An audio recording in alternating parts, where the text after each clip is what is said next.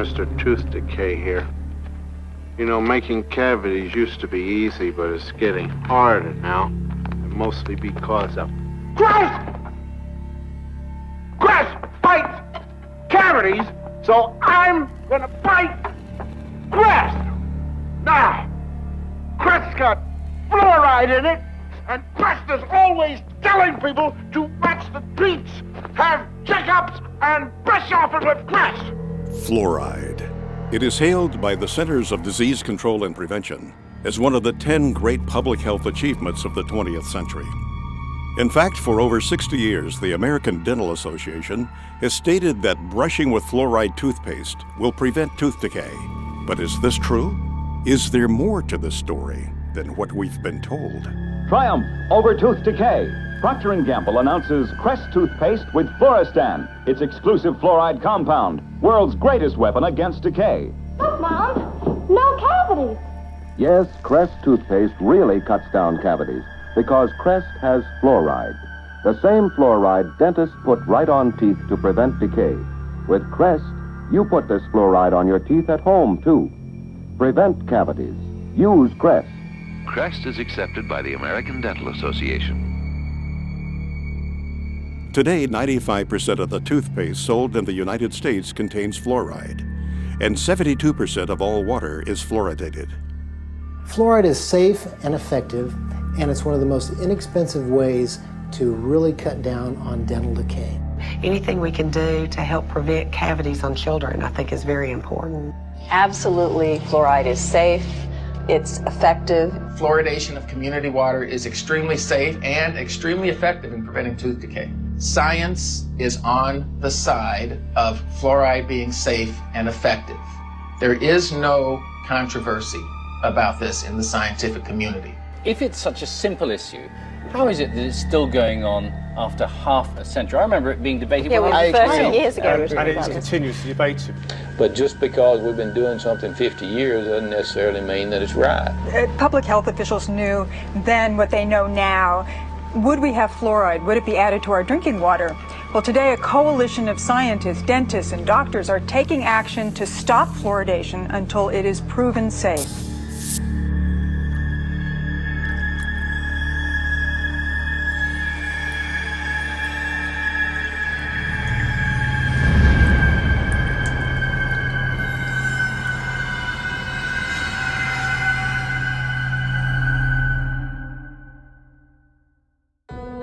The first widespread commercial use of fluoride was for the eradication of vermin. Since the 1800s, sodium fluoride has been a key ingredient in rat poison and insecticides.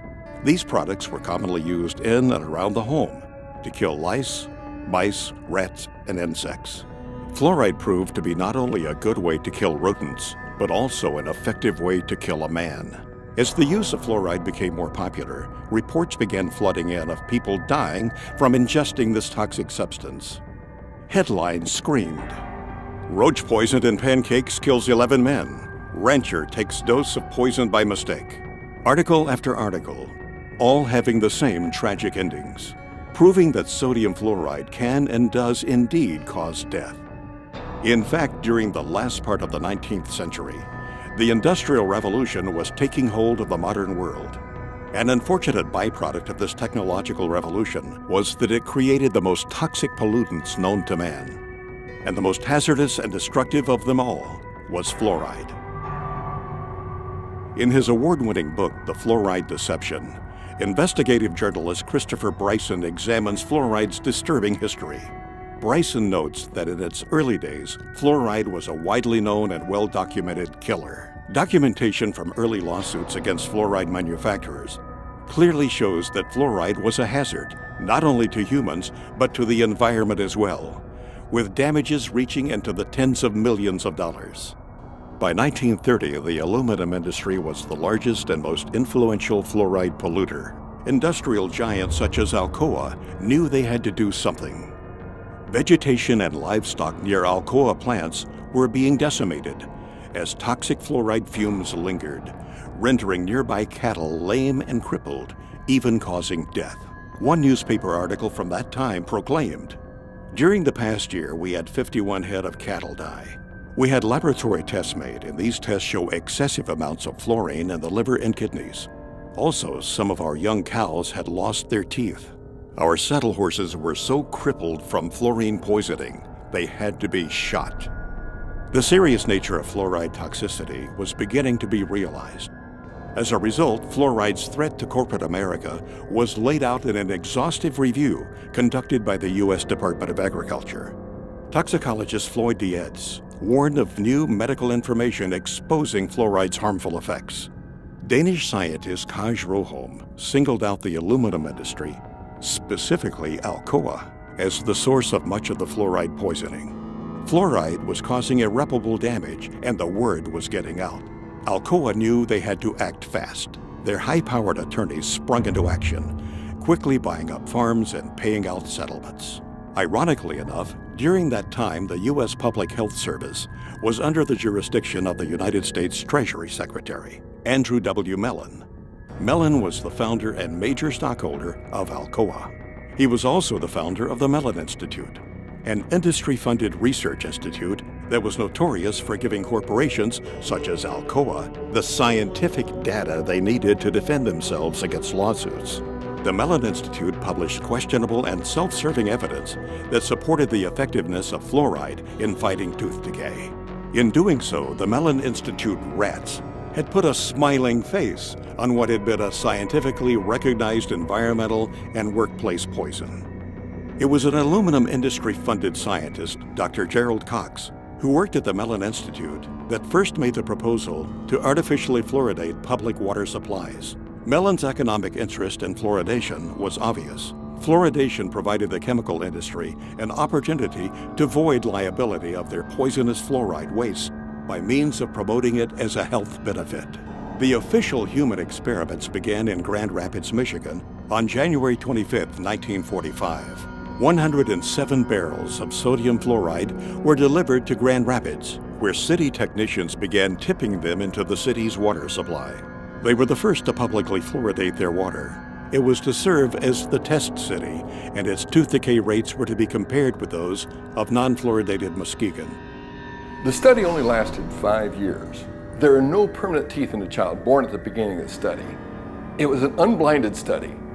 They did no measure of safety, and they claimed that there was a tremendous benefit to the permanent teeth. Well, there weren't any permanent teeth in the children that were born at the beginning of the study, and soon thereafter they fluoridated Muskegon, the control city. It's a phony baloney study used to demonstrate the benefits, where there are none. Unfortunately, fluoride's ugly side has almost entirely escaped the public view. As Bryson points out, historians have failed to record that fluoride pollution was in fact the biggest legal worry of the industries that were involved in developing the atomic bomb program. As some may remember, the Manhattan Project was a secret program which brought the atomic bomb into existence. But what most people are totally unaware of is the fact that fluoride was an essential element in the production of the atom bomb. There was a guy named Harold Hodge that was the chief toxicologist for the Manhattan Project, and basically, in order to create the nuclear weapons, they needed massive amounts of fluoride. He was hired as a toxicologist or part of the team to determine, is there going to be any toxic effects of fluoride in this project? Really what they were worried about is they were worried about lawsuits. They knew that there was negative effects of fluoride. They had to basically invent this whole scheme so they could use the high levels of fluoride in the Manhattan Project to create atomic and nuclear weapons. For more than 70 years, the Public Health Service has assured society that fluoridation is safe and effective.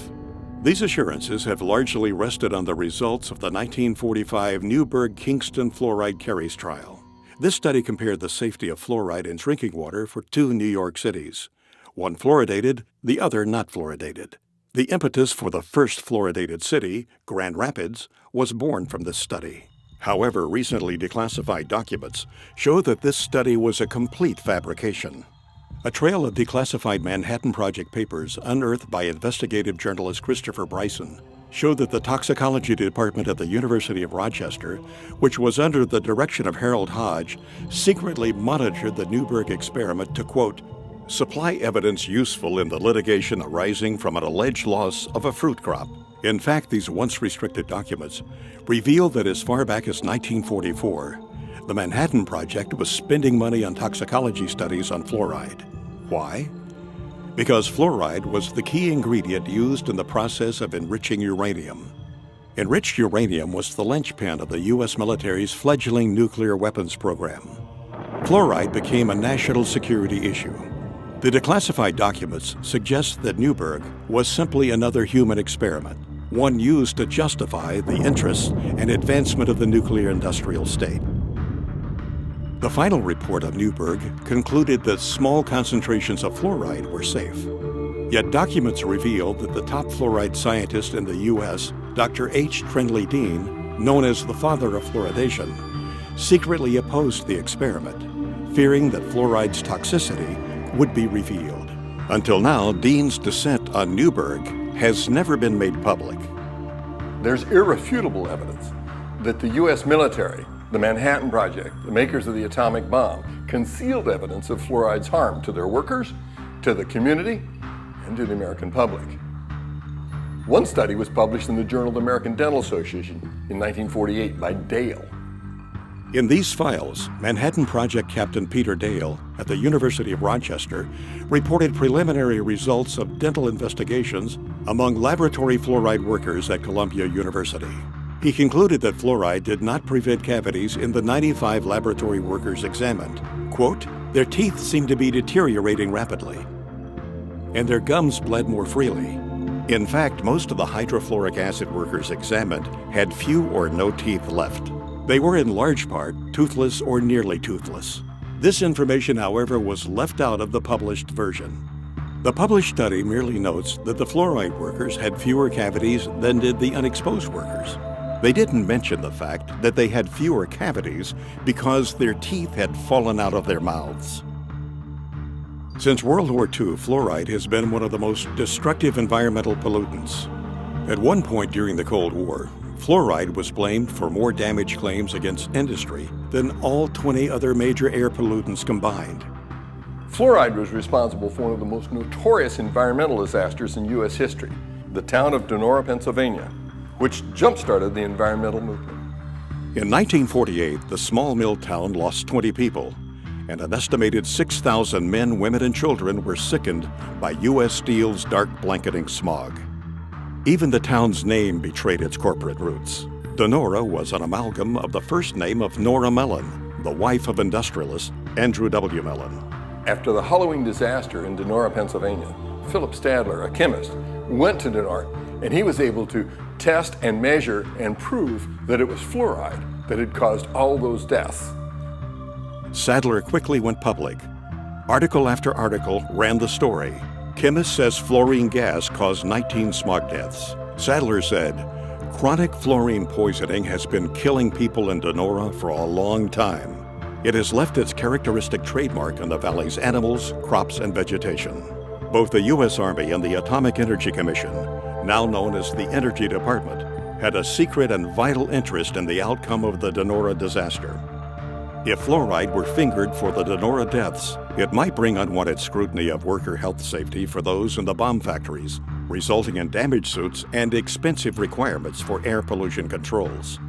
On October 1949, the Public Health Service official report on Donora was released. The 173-page government document appeared to be of similar size to that of the Holy Bible and came to virtually no conclusions. The report's emphasis was on bad weather and that the disaster was therefore an act of God. The report made no mention of fluoride. Could it be there was a vested interest on the part of the government not to upset the public concerning the potential dangers of fluoride? Although it was Gerald Cox's idea that ultimately led to the endorsement of water fluoridation, the man who gave the official endorsement was Federal Security Administrator Oscar R. Ewing, Alcoa's top Wall Street attorney. 9 months after the Donora disaster, Ewing made a surprise announcement for the nation. The U.S. Public Health Service was reversing a long-held position. The ex-Alcoa lawyer declared that his agency now favored adding fluoride to drinking water across the United States. Coincidence? When it came time to choose a public relations representative to persuade public opinion in favor of water fluoridation, Ewing chose none other than the father of public relations himself, Edward Bernays. When they're selling water fluoridation, they didn't just walk out and say it's good for you. They actually hired Edward Bernays, Sigmund Freud's nephew, to sell Americans on how good it was to have silicon fluoride in the water. Edward Bernays was the one that created how to control the population through media and through advertising. Edward Bernays, also known as the father of spin, pioneered the idea of crowd psychology. In 1928, he wrote a book called Propaganda, in which he wrote, "If we understand the mechanism and motives of the group mind, is it not possible to control and regiment the masses according to our will without their knowing it?" He called it the engineering of consent. Bernays introduced the corporate giants to crowd psychology methods and polished techniques to manipulate society. He convinced the population to buy on impulse things they didn't even need. In his writings, he concluded that individuals were controlled by 4 basic motivations: self-preservation, aggression, security, and sex. Bernays' belief was that by appealing to any of these 4 motives, it was possible to manipulate the majority of a population into doing almost anything. You could brainwash them into smoking cigarettes, starting war, electing politicians, you name it. And given the proven effectiveness of these techniques, it was no coincidence that the Aluminum Company of America asked Bernays to head the campaign for the fluoridation of the United States water supply. People like Bernays, were masters of social engineering. His entire thesis, if you will, is that you don't talk to the public in a rational, scientific way. Instead, you appeal to their emotions and you invoke their fears. He was key in getting women to start smoking. He positioned cigarettes as being sexy and individualistic and, power to the woman. That was the framing of why women should start smoking. A consumerist culture was born, and the United States government took notice. U.S. agencies soon adopted Bernays' techniques of manipulation to manufacture the fear of ever-present danger in the minds of the people, to give those in power greater control of what Bernays called the mass mind. He went on to propose in his book Propaganda, those who manipulate this unseen mechanism of society constitute an invisible government which is the true ruling power of our country.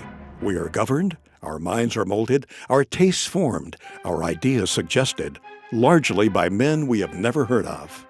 This statement holds just as true today as it did in the 1920s when Bernays first wrote it.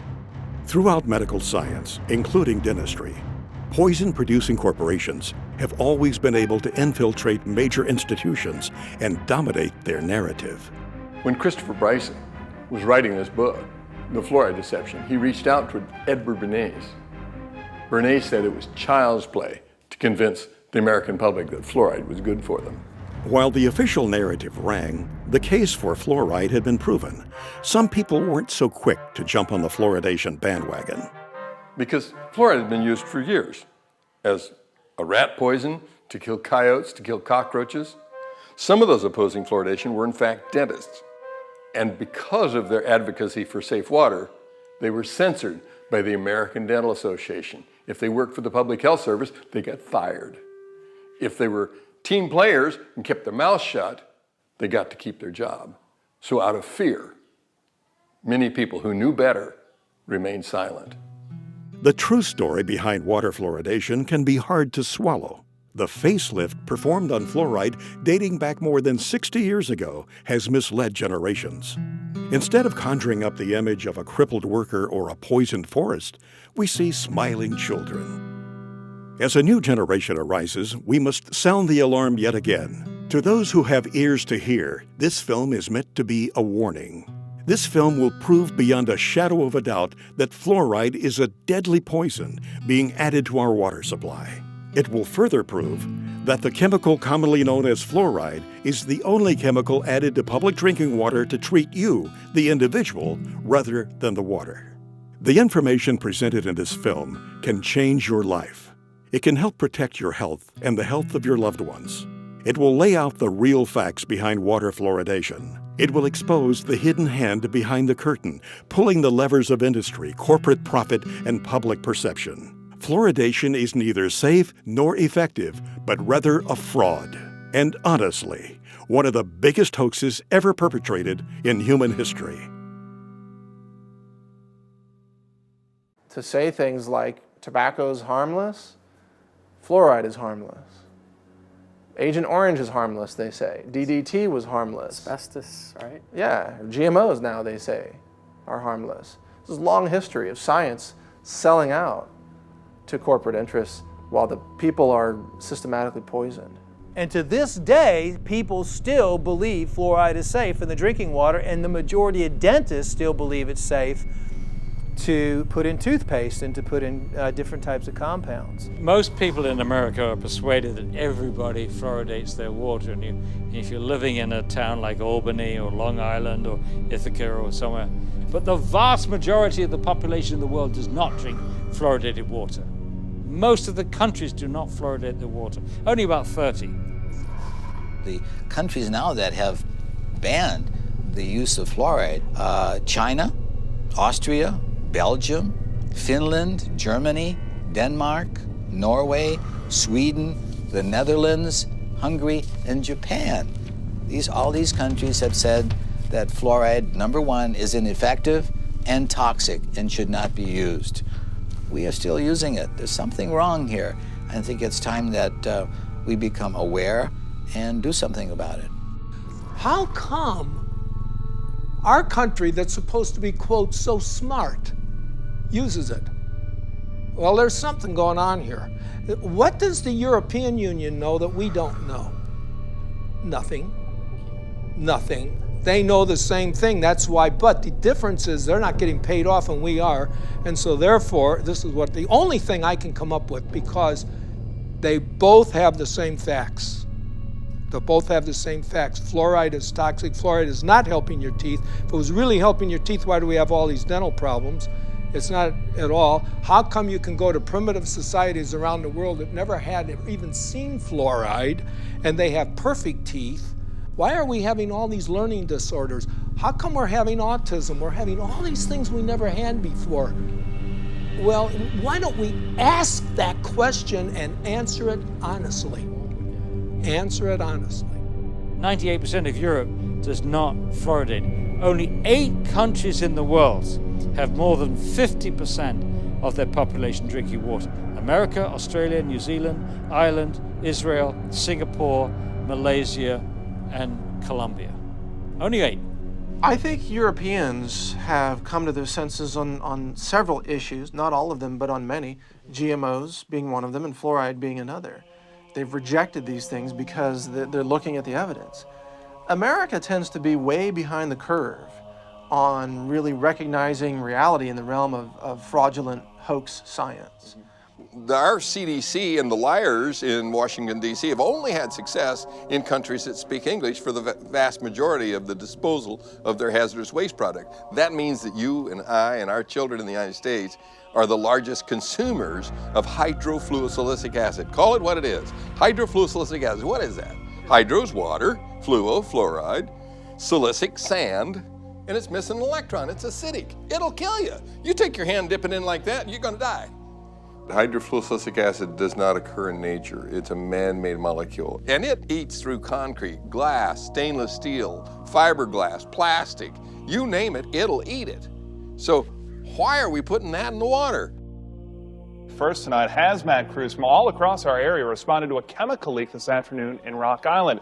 The chemical was so strong that it was burning through the concrete there. News 8's Christy Mergenthal has the latest. It was just before 1 o'clock Thursday afternoon when hazmat crews were called to the Rock Island water treatment plant for a chemical spill coming from this tanker truck. The chemical hydrofluorosilicic acid is used to add fluoride to the plant's water. After several hours, crews were able to clean up the leak, allowing operations to return to normal. They had to cordon off the area, obviously, but as far as the treatment of the water and the amount of water being used by the public, there's no effect on that at all.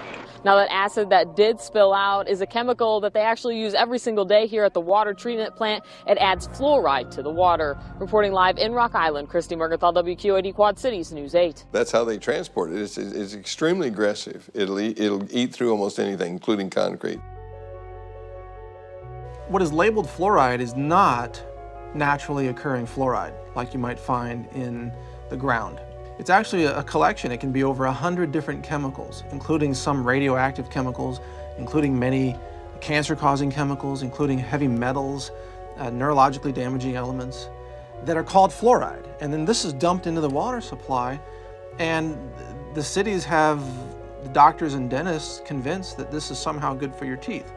Fluoride is really a clever way for industry, the mining industry, chemical processing industries, aluminum smelting and processing industries, to eliminate their toxic industrial waste without having to pay for it to be handled as industrial waste.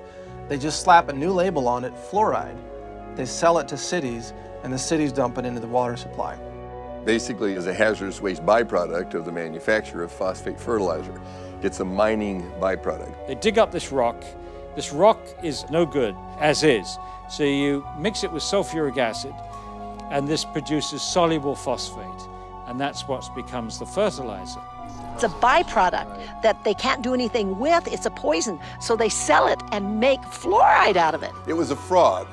It was a scam from the get-go. It is a means of getting rid of fluoride.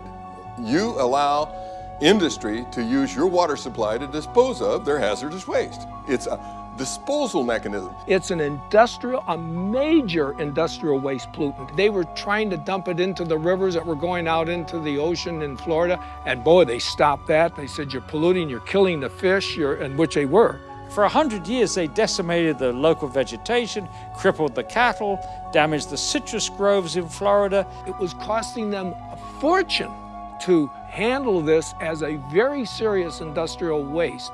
And so they're helping Cargill get rid of their hazardous waste problems. Cargill is the largest privately owned corporation in the world. They were also the largest producer of hydrofluorosilicic acid. Cargill at one time had like 90% of the market. When the hurricanes went through Florida, they knocked out the holding pond, so there was a shortage of hydrofluorosilicic acid. And so they reached out to the rest of the world, and now we get it from Mexico and Japan and China, because none of those countries allow fluoride in the water supply. They don't put it in at all. So obviously it's piling up in those countries. I don't think we need to be helping other countries out with their disposal of fluorosilicic acid. Fluoridation is the worst recycling practice in the world. So I support recycling. But to take the hazardous waste from the phosphate fertilizer industry, which cannot be dumped into the sea by international law, and cannot be used locally because it's too concentrated, and to take that product and put it into our public drinking water is sheer lunacy. It's bizarre. I mean, George Orwell, Kafka could have written this play. It's lunacy. There are 250,000 tons dumped annually in the water supply.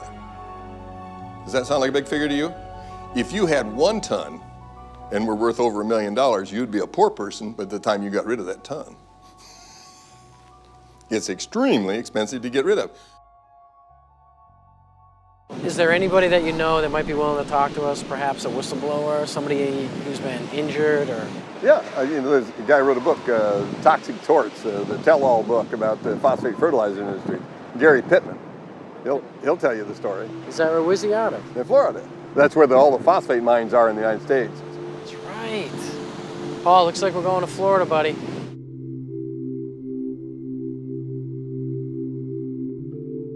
When I first started working at the Occidental Chemical Corporation's chemical plants in the early 1970s, there was no safety program in place. The only equipment you had to wear was a hard hat and safety glasses. And we didn't wear the safety glasses half the time because it wasn't enforced. The environment was very dirty. The air was filled with dust and toxic fumes. We worked 8, 12 hours a day, sometimes longer, sometimes double shifts in those conditions. When you're 18, you think you're invincible. Had a physical by their doctor, and he actually put on my application a perfect health specimen. Mistakenly, you tend to believe that somehow you're invincible and blindly step into harm's way without a thought about the future consequences. I started working there when I was 18. I was in excellent health. I quickly rose to a supervisory position and was making about $50,000 a year. However, my success came at a high price, my health and well-being. My first and last job was working for Occidental Chemical Company in the phosphoric acid plants in Hamilton County, Florida. So Gary, what made you write this book? I wanted to leave a history behind on what happened to me and some of the co-workers here in this county. And it kind of gives the inside look at a phosphate plant, mainly the chemical plant where phosphoric acid is made. Former employees of Occidental Chemical Corporation have filed a lawsuit against the company. They say they have life-threatening diseases because the company did not follow safety procedures. Paige, they have diseases like leukemia, emphysema, and toxic brain syndrome. For years, doctors struggled to diagnose them, but finally they found a common link. It was the phosphate plant they all worked for. Gary and several other former employees are suing Occidental for failing to provide adequate safety education and gear. One woman's husband died of bone cancer before his battle could make it to court. They messed up my life. They messed up everybody's life, and they're continuing to mess up other people's lives. They need to come in and realize and admit to what they are doing. When Gary Pittman filed a lawsuit against Occidental Chemical Company, he knew what he was getting into. Occidental was a mammoth organization and no stranger to litigation. It was Occidental that had been responsible for one of the most horrendous environmental tragedies in American history, the Love Canal. President Carter declared a state of emergency today in the Love Canal area of New York's Niagara Falls, where toxic chemicals were discovered oozing from the ground. My 3 kids were born with birth defects. My wife's had cancer. This was a site that literally is best described, orange goop, toxic soup is what it has been referred to. You had 80 different chemicals. I mean, some very bad stuff was in these people's backyards, was literally seeping into their basements. Health officials are urging more families to move, but that's not as simple as it seems. Between the years of 1947 and 1953, the Hooker Chemical Corporation, which is a subsidiary of Occidental Chemical, used the Love Canal section of Niagara Falls as a dumping site for toxic waste. Today, we write the final chapter of the environmental disaster called Love Canal. In doing so, we make clear that when people make a mess of our environment, they should and they will be held responsible for cleaning up their mess. The EPA concluded that Occidental dumped millions of tons of hazardous chemicals and then sold the property to the Niagara Falls School District for $1. In papers to be filed in court in Buffalo this afternoon, the Occidental Chemical Corporation will agree to pay $129 million. In the end, Occidental was out of pocket a total of $200 million for damages and settlements, not including court costs and the millions they spent defending themselves. These kind of dangers no longer will be tolerated by the American public. The day of discarding hazardous materials indiscriminately and haphazardly is over. There must never be in our country another Love Canal. Thank you very much. But in reality, this $200 million spanking to a multi-billion-dollar-a-year company is far less severe than a parking ticket to the average person. Occidental had a pattern of disregard for environmental issues. In the summer of 1979, the New York Times reported that Hooker's plant in White Springs, Florida, was convicted of polluting the air with fluoride. Even more damning were the copies of corporate memorandums passed among Hooker executives in which it was revealed that Hooker's top echelon knew and approved of the pollution violations. Finally, Hooker Company officials admitted to accidentally poisoning local water supplies not only at the New York location, but at their Michigan and California plants. The White Springs plant that Gary Pittman worked for not only was polluting the air with fluoride, but had also dumped tons of waste on their own property. In a leaked interoffice memo obtained by an insider at Occidental's White Springs plant, reveals 25 different waste disposal sites buried on the property. This highly classified document lists the hazardous, carcinogenic, highly fluoridated toxins that are all buried in the site and are still there today. Gary Pittman knew that he was about to embark into a David versus Goliath scenario. Occidental was not to be trusted. They had been known to buy and intimidate officials. They provided financial support to the campaigns of certain political candidates and owned judges. Gary had only 12 lawyers against Occidental's prestigious law firm, Holland & Knight, which at the time consisted of 540 of the nation's top lawyers. However, to his benefit, Gary had the documents to prove his case. He also had a stellar record within the company and was known as a company man. He was a loyal and hardworking employee. The last thing he had ever imagined doing was to sue the very company that had provided him such a good life. In spite of this, Gary felt as though he had no choice. He was sick and couldn't work. So Gary named a price that could make him go away, and Occidental accepted. In the end, Gary settled out of court with Occidental, but his health problems still linger. The phosphate industry is one of the biggest industries in Florida. It brings in billions of dollars each year in profits. Television ads and billboards often portray strip mining as a wholesome industry that creates jobs and feeds the world. However, a closer look reveals the extreme toxicity to our environment and health. Paul, I think what you need to do is get some aerial shots of that plant.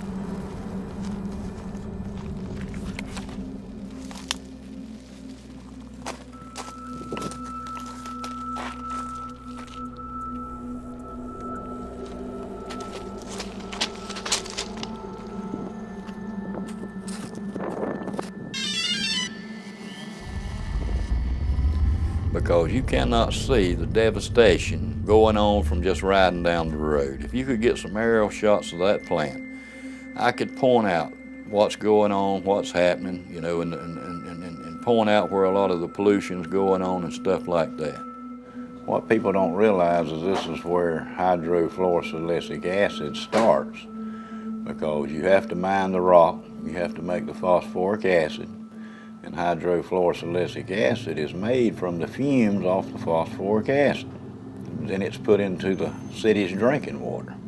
I worked out there my whole life, basically, and I never seen that good of shots. You don't see this on Google Earth. I mean, you just see an overview and you get the idea that those are there, but... Yeah, what you see here is, you know, the common person never sees this. They don't really want you to see it either, because then you would know how much devastation, you know, there is at these plants. And you know what's so good about it is the general public's gonna get to see this in this new film, and they can, you know, they can decide, you know. And like I said, that's where your hydrofluorosilicic acid starts. That's the way they mine. It's overburdened. They take the overburden off to get to the ore. Basically, they take a nice forest area, they cut down all the trees, they burn all the stumps, and they take all the topsoil off. The overburden is topsoil, subsoil, clays, until they get to the ore. This right here is just, they've already dug it all out. Yeah, they've mined this, and as you can see the forest in the background, and you can see the huge chunk of land that they have mined. The phosphate lobby is very, very powerful. You know, it's a sad situation. It's devastating to the earth.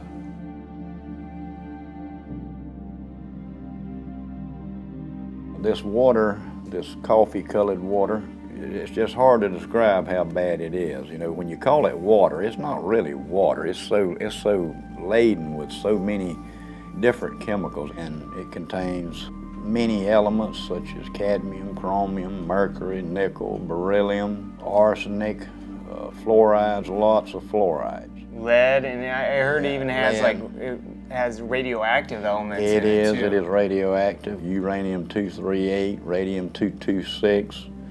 It also has traces of polonium-210.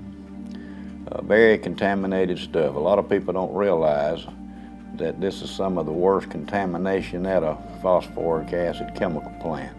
Where this was all located was wetlands. If you have a wetland, you'll have a heck of a time trying to get a permit to go into a wetland, you know, to do anything. You know, if you want to dig a pond or whatever, they're not going to give you a permit. But somehow these people got permits to dig up all this wetland, and they claim they'll reclaim it, but it'll never be reclaimed like it once was. It's just, there's no way. They will reclaim just enough land, and they'll have a little show place so visitors, and they can go show them what they've been doing. Yeah, we've mined this out, and now this is what we've done. Mm-hmm. And you know, for what they've destroyed out there, you know, what a 10 or 15 or 20 acre plot they've reclaimed. Nah, they're not going to reclaim it. What they'll eventually do, and this is just my prediction, is they'll change the name of this place and they'll form a corporation, and they'll call it something like White Springs Phosphate. And then when they finish mining out the rock, they'll bankrupt.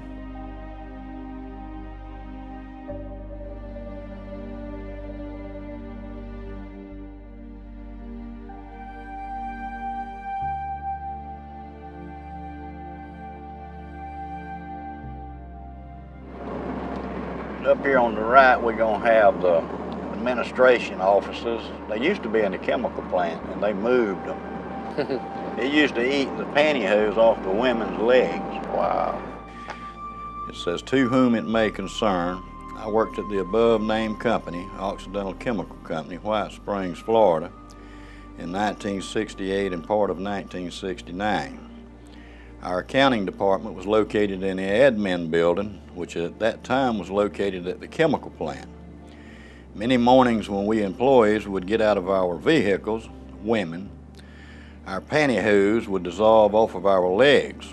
It was explained to us that it was a chemical fallout, not to worry. Our boss would see that each of us girls would get $1 to get us another pair of pantyhose. The chemicals also would eat small pit holes in the paint on our vehicles. Years later, they moved the admin building away from the chemical plant to out by the main road. And there's several more names here of other girls that could testify to this. So there's three things you can see from the space station, and that's the Great Pyramids of Egypt, the phosphogypsum stacks of Florida, and the Great Wall of China. And that's how large they are. They have them in South Florida and Central Florida that are 400 acres big. It's a huge operation. They dig cubic tons of rock a day. What is with the water up there? The pond water is water they use for the process, and it's recycled. The water's used over and over, and it gets stronger and stronger and more contaminated. How do they contain it? Just by building a dam like that? A dam around it, and that's what I was fixing to tell you. There's no liner under that stack. It's right on top of the ground, and it is leaching. Sure it is. Through the groundwater. Yeah, I read somewhere about a sinkhole that took place. The reason the sinkhole developed is because the acidic water eating away the limestone. And once the limestone gives way, you're in the groundwater. Wow. Because in Florida, when you drill a well, you have to go through the limestone to get to the air. Sure. When that 84 million gallons fell through in there, it contaminated all this water around. It had to have. Like I said, you know, it's just a matter of time before, you know, you have a sinkhole like that. It's just a weak point. Wherever there's a weak point in a cavity in the limestone is where the bottom falls. Eventually going to happen. Yeah, in all of them. In all of them. It's just a massive, massive operation. Yes, it is, and if you'll see, there's sections in this phosphogypsum stack. Mm-hmm. When the sinkhole caved in one of these, it was one of these sections. It wasn't all of it. Only that one section was 87 million gallons. Whoa. So you can multiply that times 4. You know, that's just a lot of toxic waste to be going into the aquifer.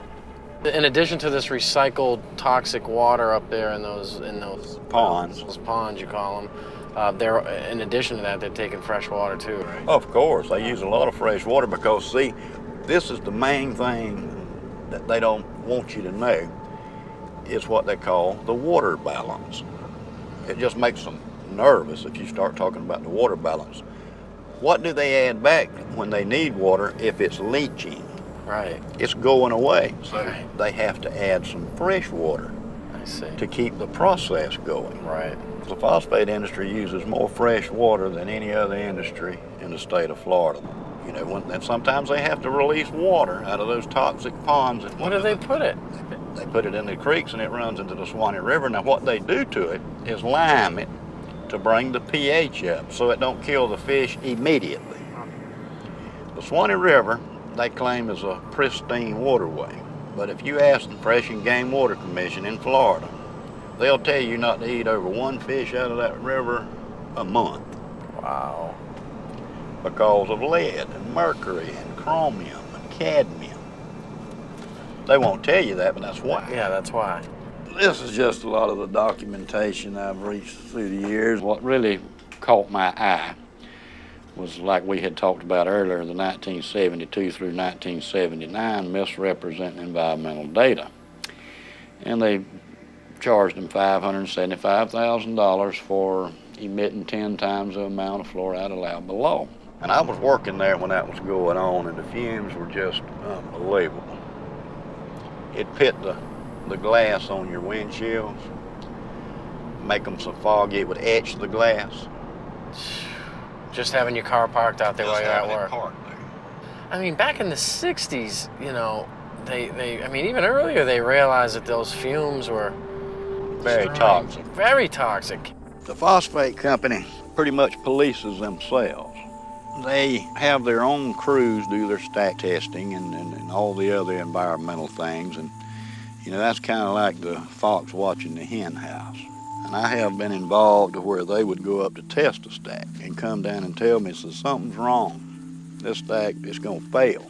You know, so you look around, find a problem, straighten it out, and say, okay, boys, y'all can go up there and test now. I have also been at the point to where we couldn't find what was wrong, and they were doing the test, and we would just go and open a blind in the fume ducts to allow more fresh air to rush in, so it would dilute the emissions. But I know for a fact that they cheat on these tests. Once you know that, then you lose all faith in these regulatory agencies because you know it's all a farce. In this past, I'd say 6 months, there's been 4 people that I know of that I grew up with. They were younger than me. They were 52, all of them died. I do honestly believe it has something to do with the phosphate chemical plants out there. I would imagine you've seen some injured employees. I've seen people burned. I've seen people blown up. I saw a man killed, and he was going to weld on a rotary drum filter. And somebody had washed it with a solution of sulfuric acid and pond water. Found out later that the guy had struck an arc to weld on that thing, and it exploded. And it killed him, messed up his friend, too, that was helping. But that's a very hazardous work environment. When you digest phosphate rock with sulfuric acid, that's what you're going to give off, hydrogen fluoride and silicon tetrafluoride. Now, even at that strength, it'll eat up concrete, asphalt, stainless steel, even the fume ducts after a while, which is made out of fiberglass. Very corrosive, the most corrosive acid known to man. Used to etch glass, it's used for a lot of things. One of the things it's used for is to fluoridate drinking water. Who in the world would want to drink water with this stuff in it? The city of Dallas, Texas, like many cities across the nation, spends millions of dollars on contracts with companies like Cargill, Mosaic, and Penco to fluoridate the region's water supply. On Mosaic's website, the product listed for use in water fluoridation is actually called hydrofluorosilicic acid. The Occupational Safety and Health Administration, otherwise known as OSHA, is a U.S. agency that requires companies to produce a material safety data sheet, or an MSDS, for every chemical product in the market. The MSDS that Mosaic produces for their fluoride product will make your hair stand on end. Right here I have the Mosaic material safety data sheet on their hydrofluorosilicic acid product.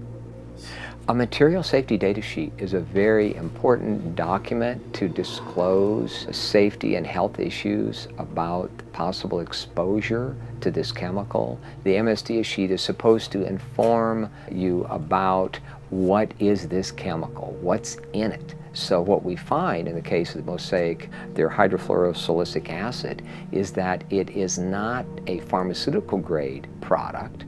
It is an industrial grade chemical. And under Section 2, hazard identification, it identifies a health hazard as being corrosive to the skin, the eyes, and the mucous membranes. If you come in contact with it through the skin or inhalation or ingestion, such as swallowing it, it may cause severe irritation and burns.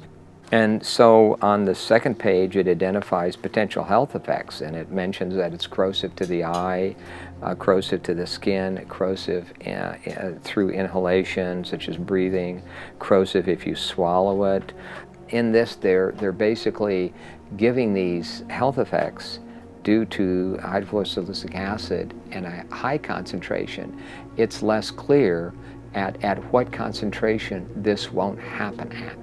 As a chemist, I've looked at scores of material safety data sheets, and never in my career have I seen a warning for children in an MSDS, material safety data sheet. What happens is the companies that's producing this chemical realizes they have a revenue stream that's a little risky for them from a liability standpoint on how their customers are using this chemical. And so they've now put a warning in their material safety data sheet, warning for fluorosis, osteosclerosis if exposure occurs during enamel formation. There are no children working in these chemical plants. There are no children being chemical handlers. So this warning is for the end user. And so we've presented this to the City Council, and they have now been alerted that their own supplier has put a warning. And this is where we came across and said, you now need to put a warning, at least for children that you've received from your supplier. You need to put that downstream. So now the liability is on them too. Hydrofluorosilicic acid has no known benefit in human or any physiological system. It's not even useful in any mammal. So adding that to the public water supply for an alleged benefit is a fraud, and it's a crime against the citizens of this country, and it's cumulative over a lifetime. It is a very noxious poison, and you do not have to take my word for it. If you've got a Webster's dictionary, open it up. One of the definitions is fluoride, a violent protoplasmic poison. Then you have to go look up protoplasm. We are protoplasm, so violent protoplasm for us. Say, let's put that in the water and see how the kids turn out. So, as we're learning, it seems like there are no rewards to this. It just seems it's just all risks. It's all risk. It's a big lie. There's no benefit whatsoever. It's all risk. Let's get to the science. That's what I say. Instead of covering it up, let's look at the science. What do these fluoride chemicals actually do to human beings? There's all kinds of research out there showing it really disturbs the functioning of the body in a number of ways. Inactivates 62 enzymes, increases the aging process, increases the incidence of cancers and tumors up to 17%, disrupts the immune system, causes genetic damage, interrupts RNA and DNA, repair enzymes activity, increases arthritis, and is a system poison. These are all validated by scientific data. We have in America today all of the symptoms of hypothyroidism, obesity, heart disease, neurological impairment. I have been very sick. I was diagnosed with hypothyroidism about 10 years ago. There was no family history in my background that explained why I had this thyroid illness. What were some of your side effects? Feeling very cold, hair loss, concentration issues. It really controls your metabolism. So I had gained about 10 to 15 pounds, which is very unusual. I was very athletic my whole life and never was overweight. So I gained weight. I was sleeping a lot. Again, your metabolism is tuned down. Doing the research, fluoride is an irritant to your thyroid. Your thyroid wants iodine.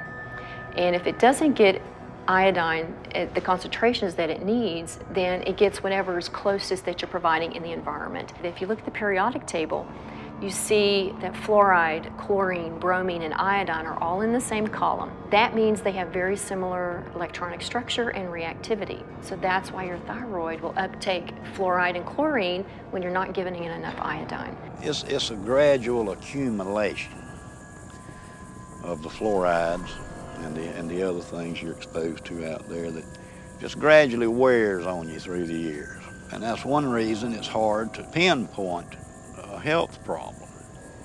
Because, you know, you work out there 6, 7, 8, 10 years before you start noticing things, and then it's almost too late then because it's already done the damage. But I've been real weak and just lethargic. Yeah. So when the blood work come back, the guy asked me, he said, "What have you been doing?" I said, "Nothing. The last few days I've been laying on the couch at home, you know, I ain't felt well." He said, "You sure you hadn't fell off of a building or something?" He said, "Look," he said, "you have a muscle destructive process going on." That was exactly what he told me. And I said, what does that mean? And he said, "You got a muscle destructive process going on, and there's nothing I can do to help you." One of the key questions is, if you run the world and you don't want competition, how do you shut down people's consciousness? How do you do that? Well, you put poisons effectively into the water supply that compromise these gateways of consciousness. And fluoride is one of the most powerful poisons that is routinely used for this purpose. The pineal gland is actually kind of located in the center of the brain, and it secretes two hormones, DMT and melatonin. Melatonin actually regulates your sleep cycles, and it's kind of like a feel-good hormone, which also helps regulate your puberty, and it helps regulate all your hormone structures inside your system. The pineal gland to me is so important because it's been regarded as like the third eye, and even in Egyptian times they call it the eye of Horus. They call it the pineal gland because it kind of resembles a pine cone. And if you look at the staff that the Pope has, it has a pine cone on it. And if you look at statues throughout the Vatican and throughout history, you'll see the shape of a pine cone, and you'll see symbols showing the importance of the pineal gland. Now, the pineal gland is also regarded in some religions as the seat of the soul, or it's your gateway or your connection to God.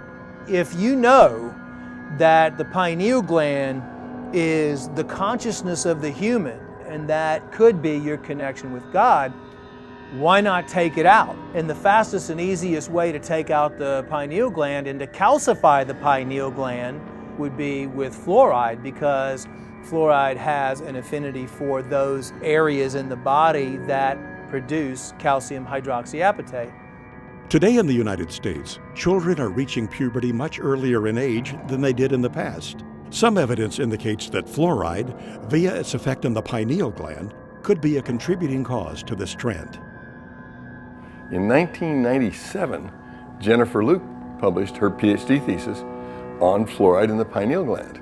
In her dissertation, she conducted animal studies and concluded that fluoride exposure has been found to cause early puberty in females.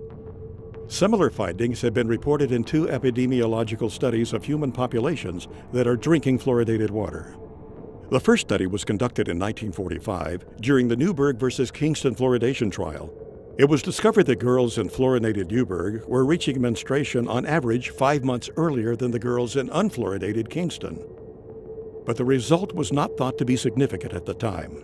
In 1983, another study was conducted in which a man with the last name of Farkas reported that girls living in highly fluoridated towns began their first menstruation cycles at a much younger age than girls living in less fluoridated areas.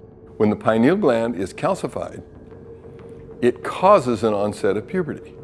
In my documentary, Crippling Waters, one of the ladies in there, we called her the star, a 9-year-old girl. Take a look at her. Does she look 9? She's exposed to high fluoride in her family's well water.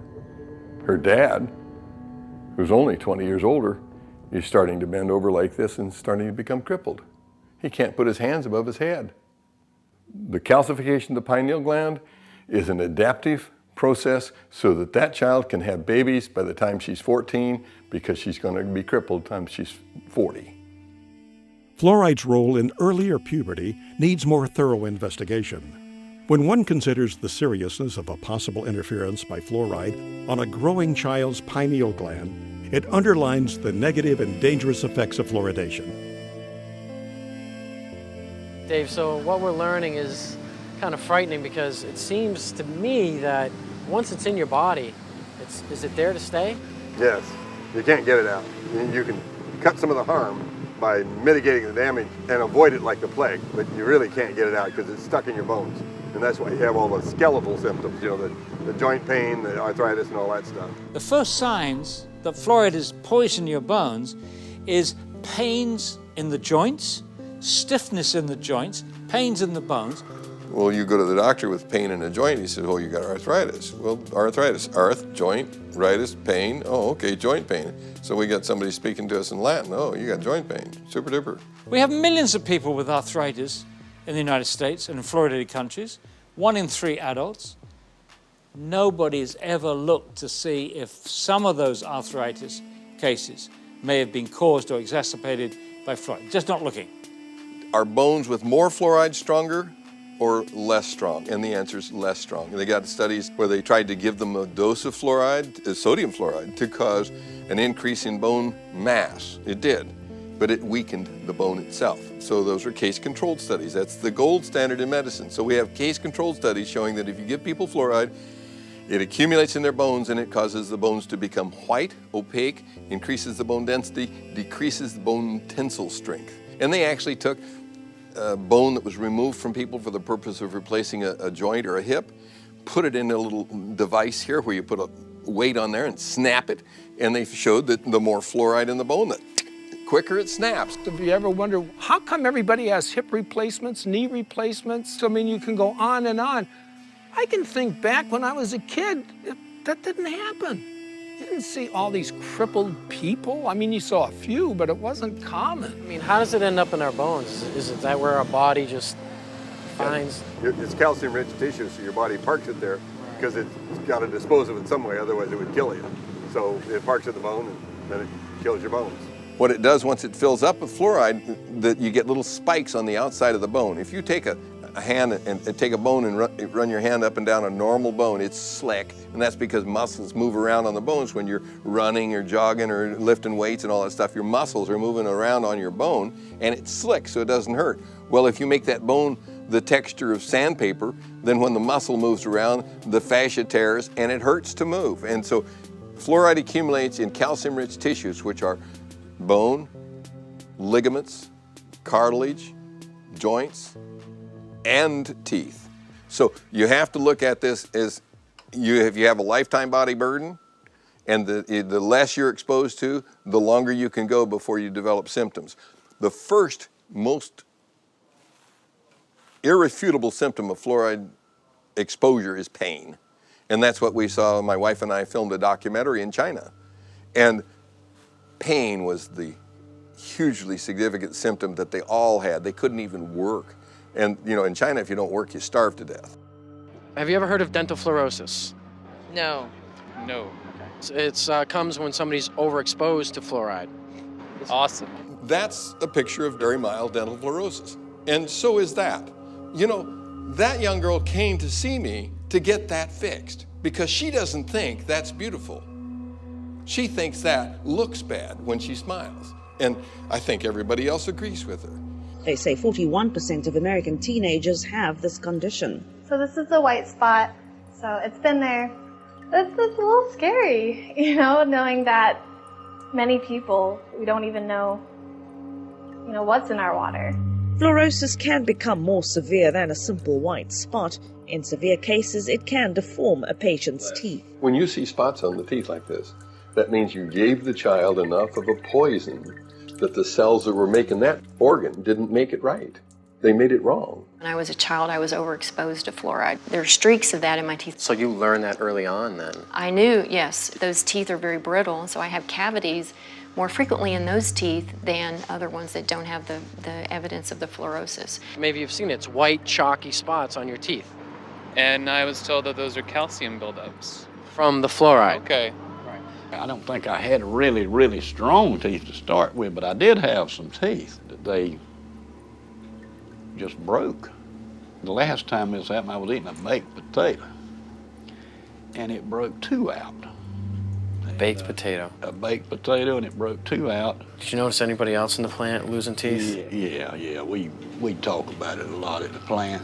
So the ADA, the people in office, the people who are in these regulatory agencies, they're aware of overexposure to fluoride causes dental fluorosis, correct? Yeah. They know of that, right?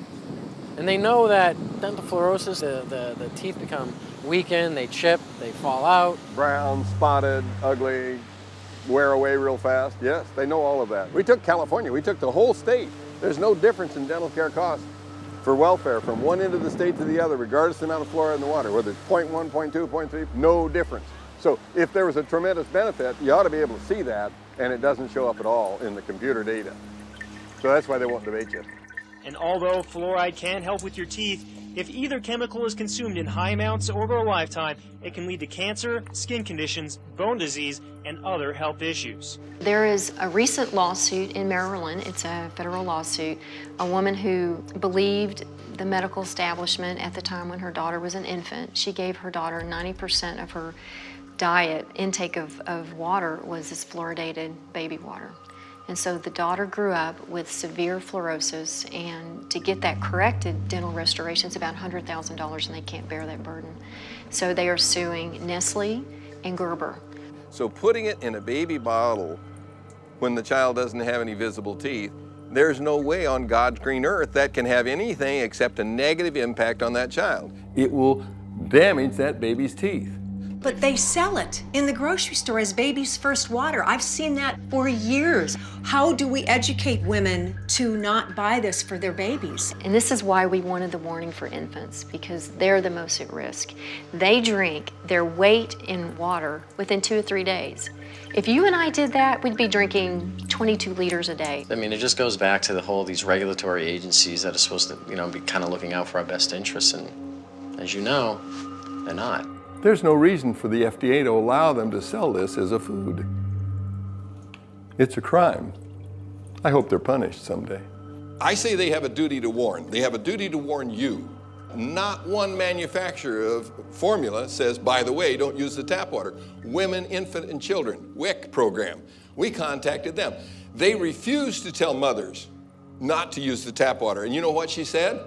It would damage the fluoridation program.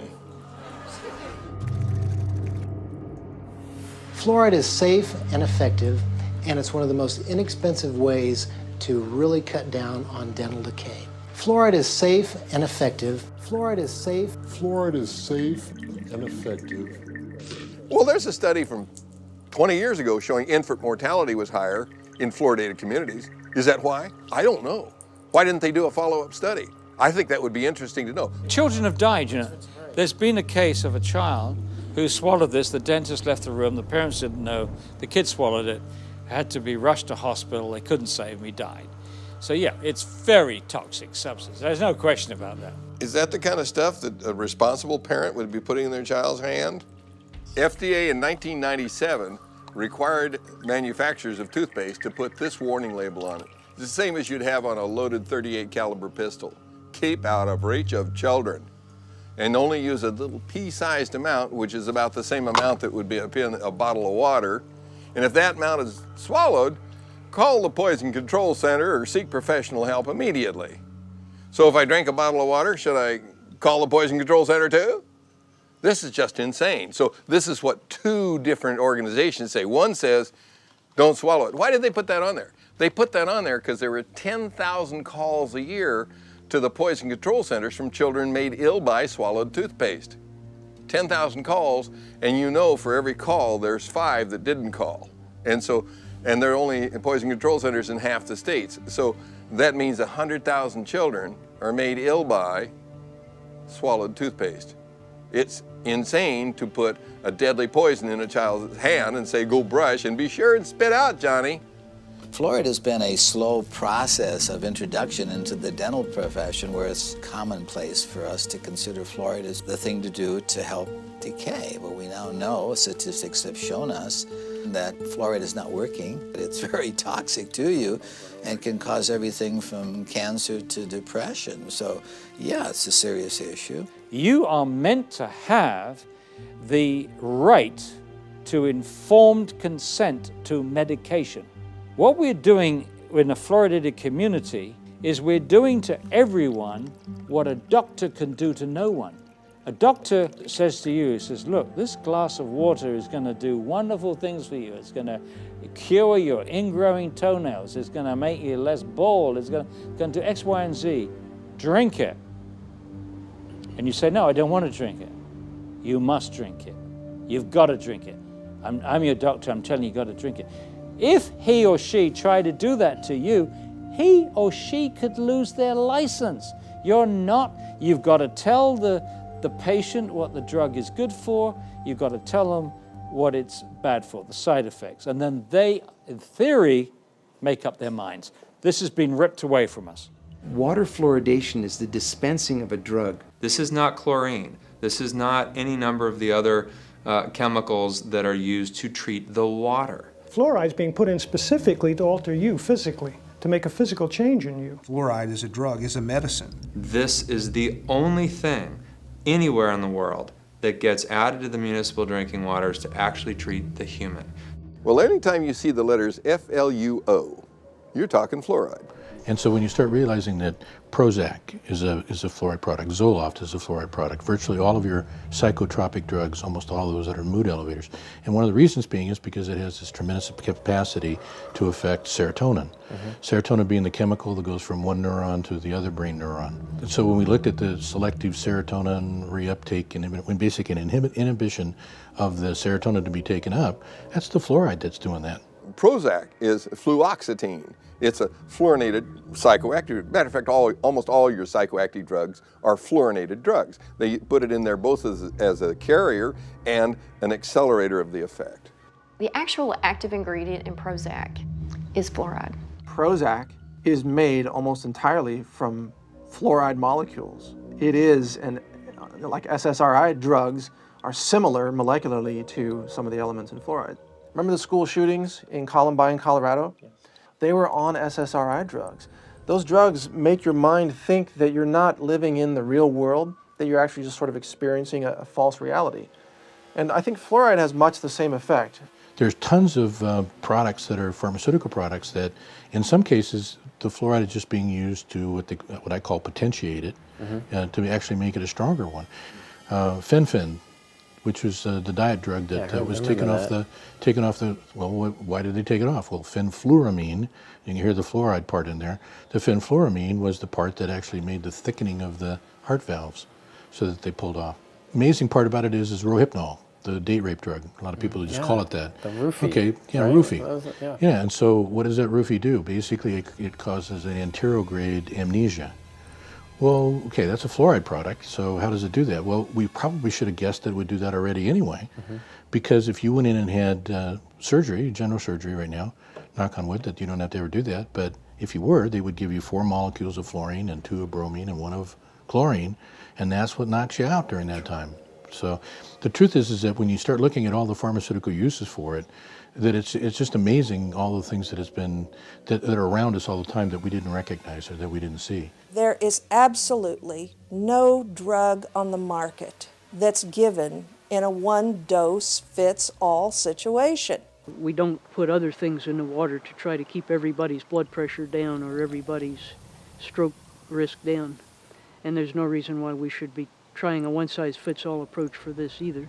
Once you put a medicine in the drinking water, you can't control the dose because you can't control how much water people drink. You can't control who gets it. It goes to everybody. If you ask a pharmacist if there's any drug in his store that was safe enough to give to everyone, young people, old people, sick people, people with poor nutrition, give it to them in any dose, they'd laugh at you. It's ridiculous. There's no way you can give out a medicine without being able to control the dose. And one dose cannot fit all, and you can't give a medicine to everybody. You are forcing it on people who don't want it. There are people in this audience who've spent far more time researching this issue, including David, myself, and many other people in this audience, and they've stated categorically to the mayor, to the city councillors, we do not want you to force this medicine on us. We have the right to informed consent to medication. That's a very important right. This is a violation. It's being violated every day in this country to over 200 million people. There needs to be informed consent. We have that with all other medications. When we go to the doctor, he or she gives us the information of what the side effects are going to be. With fluoride, there is no informed consent. There is no safe dose for this one-size-fits-all medication that they're doing to us. Now, all of those issues are important, but the one that really concerns me is the impact of fluoride on the brain.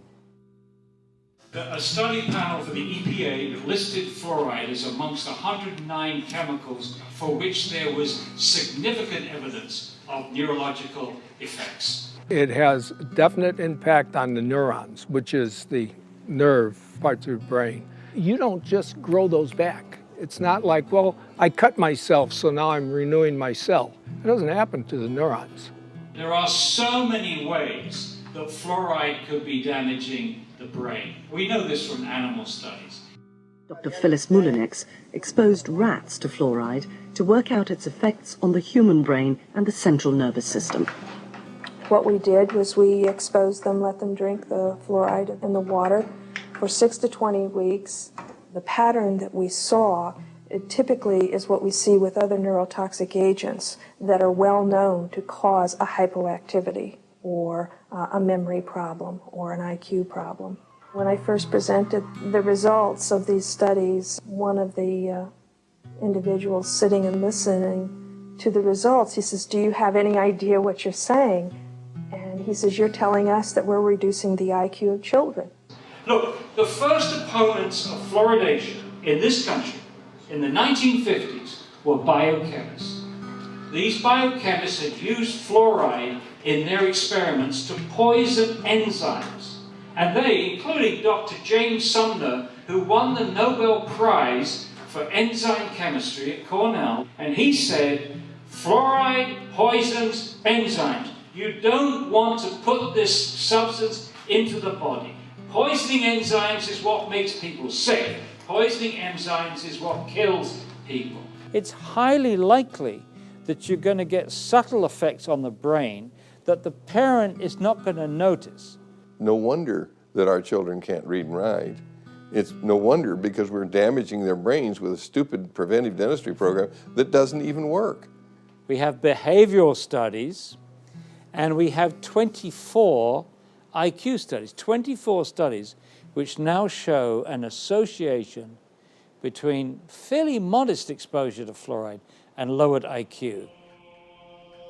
They've actually got it down to a 1 milligram dose of fluoride causes a 0.59 loss in IQ points. The average IQ is 100.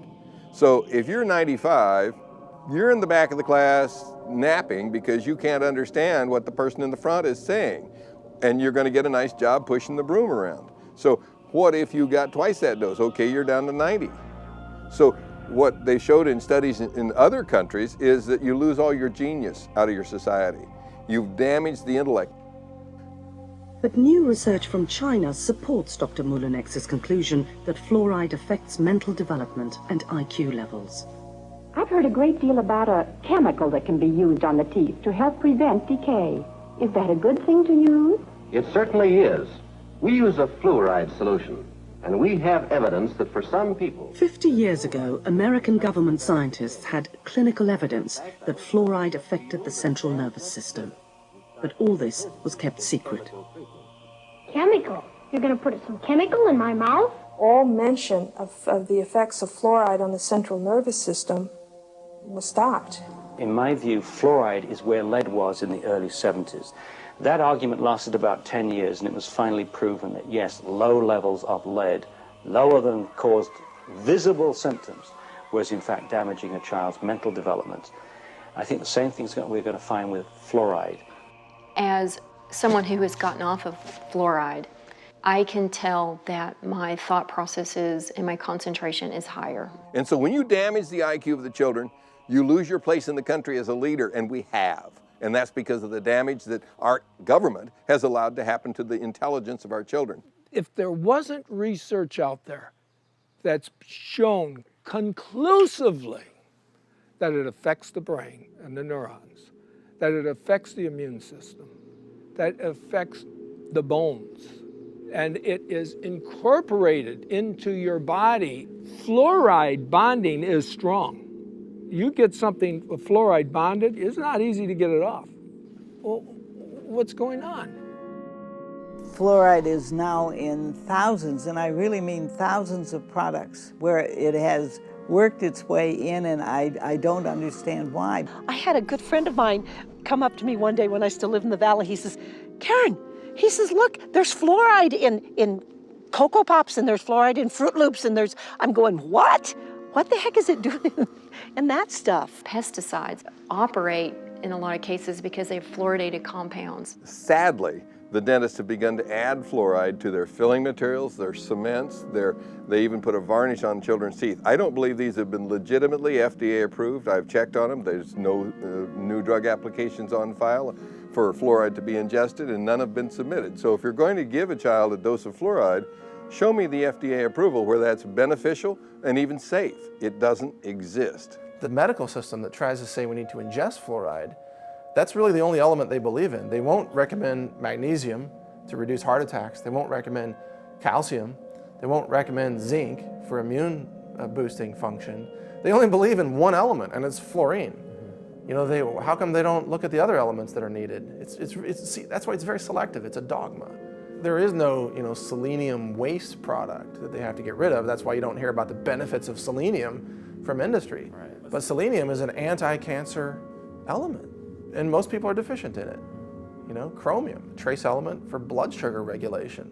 Most people are deficient in it. Why don't doctors and scientists say, let's put chromium in the water? Because they're not trying to get rid of it as a toxic waste. That's why. If you look at the table of elements, you got to consider the whole thing. It's not scientific to say, well, let's just put this one element in the water. Well, what about all these others? Water fluoridation is a hoax. It's not scientific. It's not good medicine. It's not public health policy. It's a desperate attempt by certain industries to eliminate a toxic poison by feeding it to the people and calling it public health when it's clearly waste disposal. It comes down to this? Yeah, the government's paying 35 dentists at the Center for Disease Control to go out and promote the addition of silicone fluoride to the public drinking water. So it's making a lot of people who can't do dentistry money. Where money and power are is a magnet to criminals. And so Washington, D.C. becomes a vortex of evil. And I'll tell you, when you're controlled by a few people, which is the government, who controls the government? Money. Big money. And if they're about money, then we have a conflict of interest. We want our children to grow up healthy and strong, and they want to make profits. There are solutions out there. There are answers to this. There's ways to get around and possibly clean up your system. What can we do? The best thing you can do is look at what the body's made of, which is water. Every living substance is composed of water. People ask me, what's the easiest, simplest way to start regaining my health? I say, change the water. When you start flooding your body with water, if you have no access to anything else, no supplements, and eating clean foods, which would mean raw, organic fruits and vegetables, and if you have access to superfoods, which would be like chlorella, spirulina, blue-green algae, stuff like that, I still think that distilled water is the best. I recommend adding organic apple cider vinegar to their distilled water because what it does is it brings it back to life. When you distilled water, you lose all the minerals in it. It's a clean water, but it's not an active live water. So what I do and what I recommend, you can get a distiller for $300 or $400 and run your tap water right through the distillation unit and fill up your 5-gallon water containers. And then every time that you fill it up, put a little cap full of organic apple cider vinegar in there, the raw kind, and then you're getting vital nutrients, live enzymes, probiotics, and it's just one of the cheapest, most effective ways to regain your health or to just, give you a lot of good, active, live nutrients, and it brings the water back to life. But the big problem is you can get the best water in the world to drink and cook with, but what are you going to do about your shower? In fact, I would even say don't shower in tap water. That's so toxic that, look, where I live now, I'm drinking and showering in either rainwater or well water. If we have the ability financially to purchase these filters and these purification systems, it is the most important investment you could make for your family. You really need to invest in yourself, in your food, in what you're drinking, and more than you are your clothes or your electronics or your car. It is the priority. When you accumulate all these chemicals in your body, you have to do something to get rid of it. The antidote to fluoride poisoning is calcium, magnesium, vitamin C, selenium, and iodine. And you can get rid of it with perspiration, which is saunas. You can get rid of it by drinking more water and having it go out in your urine. The right diet can bind to those elements and help clear them out. I'm not drinking any more water with fluoride. I'm not eating foods with fluoride. I'm not cooking my pasta rice soups with that fluoridated water. So I completely took it out of my diet. Considering the fact that fluoride toxicity has become a huge problem, kind of teamed up with Alex Jones and his staff over there, and I was asked, what can we do? There's no product on the market that targets specifically fluoride detoxification and fluoride cleansing.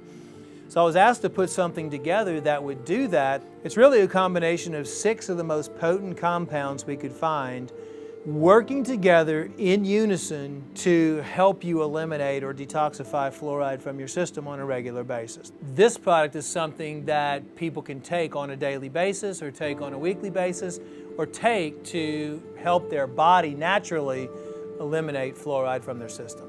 There are 2 strategies for really getting fluoride out of the water supply. One is that you can have the citizens, protest, go to the city council meetings, rise up against the chemical tyrants, and demand clean water. Just demand clean water, that's it. And if more people would do something like this, instead of just turning a blind eye, that's what's wrong with our country.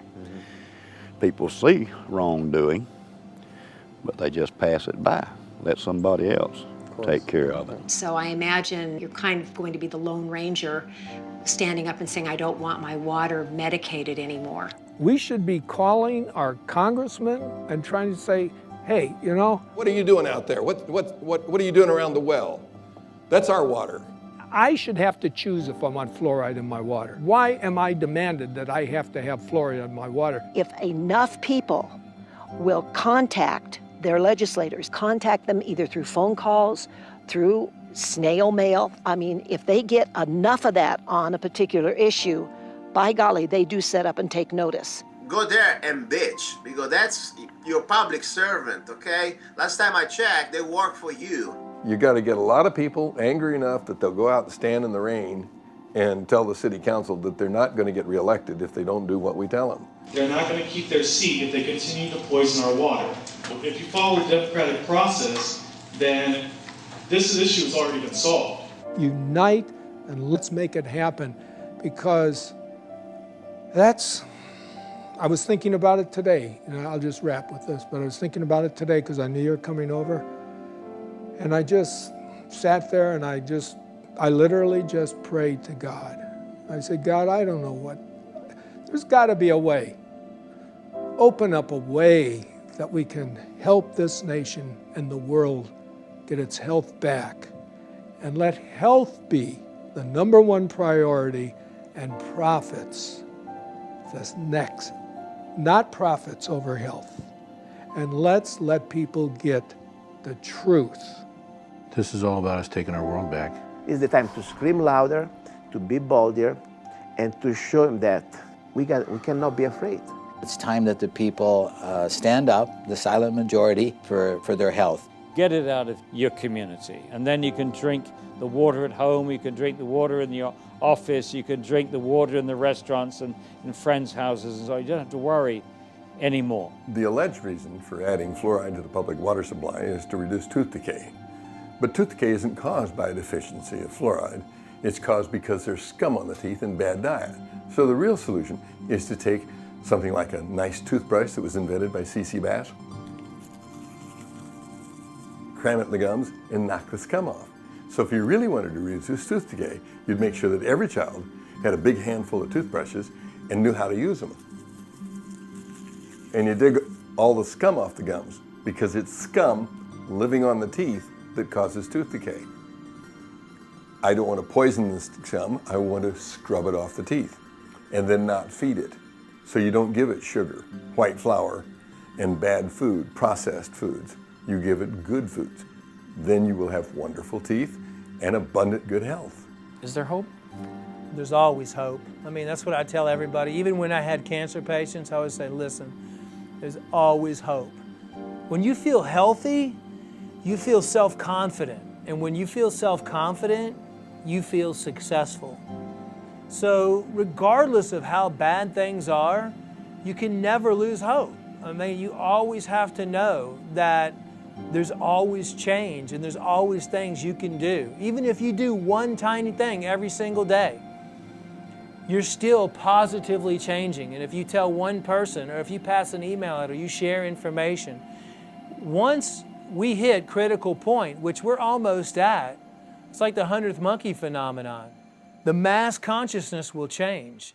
And I believe we're almost there. So never give up, and always, no matter what, never give up hope, because that's what you have. I just want to thank you from the bottom of my heart. You're such a sweet, sweet soul. Again, Charlie, thank you so much for letting us come by here today. Well, I would just like to say, great speech, man.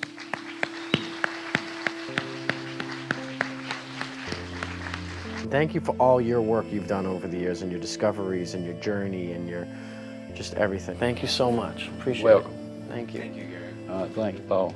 You're a Make good you man. too. You're the man. Okay, Thanks so much. Thank you. Appreciate it. Thank you. It's been a treat. It's a pleasure to talk to you, and I'm hoping that this will get the message to more and more people. Now, this is fantastic. It's going to be a great educational tool, and we appreciate you being here. And thank you so much, and we'll look forward to seeing you again. Likewise. Thanks for having me. You guys are incredibly powerful, and I want to say thank you for what you're doing for all of us. I really wish this project the greatest success. People need to hear this message from all of those that you've interviewed. This is powerful information, and I imagine that in 50 years, people will be watching this.